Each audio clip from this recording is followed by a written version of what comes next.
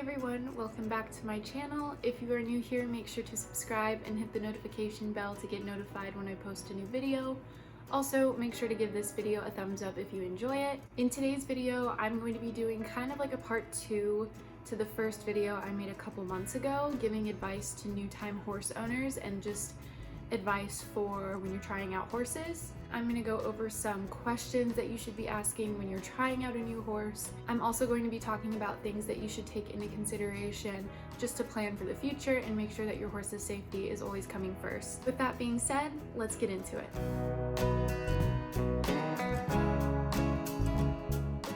So the first thing I want to talk about are questions that you should be asking when you are trying out a horse. First of all, don't be afraid to get specific with questions. Don't feel like, you're asking too many questions to the owner. You are committing to potentially owning this horse, and you should be able to ask questions and learn information about that horse without feeling guilty or feeling embarrassed for, asking a lot of questions. So some questions that you should potentially ask are things like, has this horse colicked before? Is this horse up to date on their vaccines? Are there any medical vices I should know about? Are there any personality vices with this horse that I should know about? It's really important to make sure that you know as much as possible about the horse before purchasing. And a lot of times people just want to get their horse sold, so they will sometimes unfortunately lie about medical history or lie about things like, oh, this horse loads perfectly into a trailer, and then you go to do it and the horse won't get in the trailer. Or, oh, this horse stands for the farrier like a saint, and then you get your farrier to come out and the horse is a complete disaster. People will lie and it's very sad that there are people out there that feel this is okay to do. If you can get a hold of like physical medical papers showing the horse's medical history, definitely try to ask for that. You just want to try to do as much research as you can, because again, it can get very expensive if you do purchase a horse and they end up having medical problems that the previous owner didn't mention before. Another good question to ask the owner is, why are you selling this horse? Most of the times, people will sell their horses because they don't have time for them anymore and they have legitimate reasons to sell them. Other times people might be selling horses because the horse has medical problems that they can't afford, things like that. And again, they may lie to just get the horse sold so they don't have to worry about it anymore. So you want to make sure that you understand why the owner is selling. Like I said, a lot of times, like when I sold my horse, it was because I didn't have time for him. I was going off to college and it made the most sense to sell him. But that's not always the case for most people. Sometimes there are bad intentions behind why a person is selling their horse. Make sure they're not selling the horse because of any medical reasons or personality vices that the horse has. Another great question to ask is if the owner would be willing to do a trial period with the horse. I know a lot of people are open to doing this, and it is very common, just to make sure that you and the horse connect and that there are no problems. But again, if somebody is just trying to sell their horse immediately, they may not be open to a trial period because they just want to get the horse sold so they don't have to worry about it anymore. In that case, you're kind of taking a chance that the horse is going to work out for you. So definitely try and ask about a trial period and see if that is an option for you. You're also going to want to ask how the horse behaves around other animals and other horses, because this is very important if you have a lot of animals at your barn, or if you have other horses that you want to put in a pasture with the horse you're trying to buy. You want to make sure that that horse will get along with your horses. Even smaller animals like dogs, cows, whatever animals you have in your environment that you are bringing that horse into, you just want to make sure that it's going to be a good fit and that there aren't going to be any problems after the fact and after you have paid for the horse. So those are just a couple questions to think about and consider when you are trying out a horse, and I highly recommend asking questions along the way. Again, it is so important. Don't feel bad, don't feel like you are being annoying or whatever. I know I get like that sometimes when I ask so many questions and I feel like I'm just being really annoying. Next, I'm going to talk about emergency plans and ways that you can plan to put your horse's safety first in the future, because as we know, sometimes things happen and you may have to move your horse from an area or evacuate, and it can be really stressful if you don't have a plan set in place beforehand.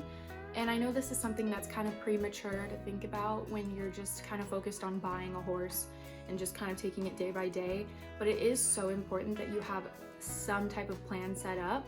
It'll just make things a lot easier for you if you know going into buying this horse, you have their safety first and you have a plan for evacuating them or getting them out of an area if you need to. Let's say you have to evacuate and you need a horse trailer. Do you have a horse trailer right now? Do you know somebody that has a horse trailer?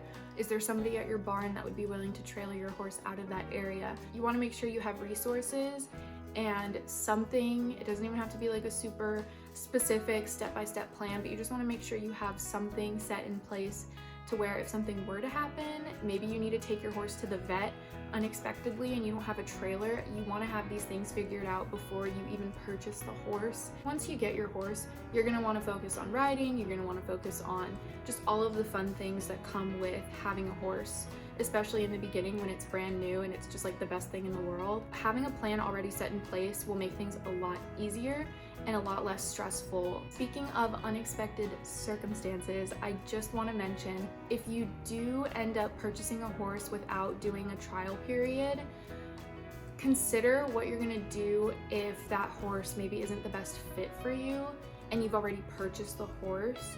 Would the previous owner be willing to take the horse back? I think that's something that you need to figure out before you even purchase the horse. When you're buying a horse, all you're thinking about are like all of the great parts of owning a horse, but it is so important to just have those things figured out beforehand. I promise it will make things easier.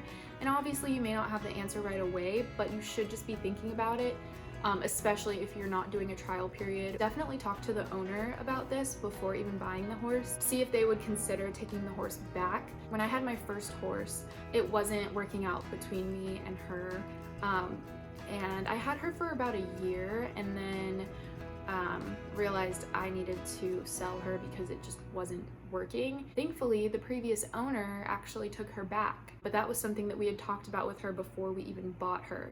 You'll be a lot happier in the future if you think of these things in the beginning. The last thing that I'm going to mention in this video is to plan out a monthly budget beforehand. It will be a little bit of a learning experience in the beginning if you're new to owning horses, but it is good, again, to do your research beforehand and kind of estimate off of your research how much it's going to cost you each month to own a horse. I actually did an entire video talking about how to budget for owning a horse and monthly costs, so if you want to check that out, I will put it right up here. It can be really helpful to make like an Excel spreadsheet and just keep track of costs each month. That way, after the first couple of months, you'll kind of have a rough estimate of what it's going to cost you month to month.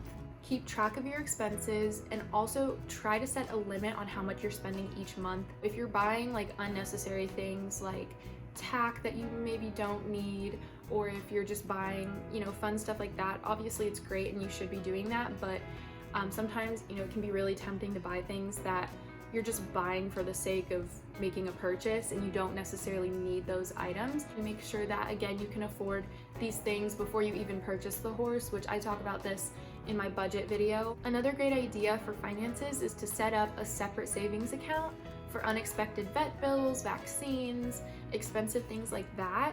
If you have a separate account just for those type of things, then it's not going to seem as expensive when those things do come up, because again, horses, they're all different, but for the most part, I feel like most horses have something that will come up over time, and you have to have the vet come out and check them and make sure everything's okay, and it can get expensive. So just having a separate savings account for your horse and for their bills and stuff like that, it'll be a lot easier for you to kind of deal with those situations as they come up, instead of if you're just not saving anything and then out of nowhere you have all of these bills you have to pay for your horse. Well, again, planning ahead, it's a reoccurring theme in this video, but you just want to make sure that you have as much planned out as you can. It's just better to be safe from the very beginning rather than be sorry in the future. If you guys want to see another part to this video, make sure to comment down below and let me know, and I would love to do that for you guys, because I feel like, again, there's just so much I could say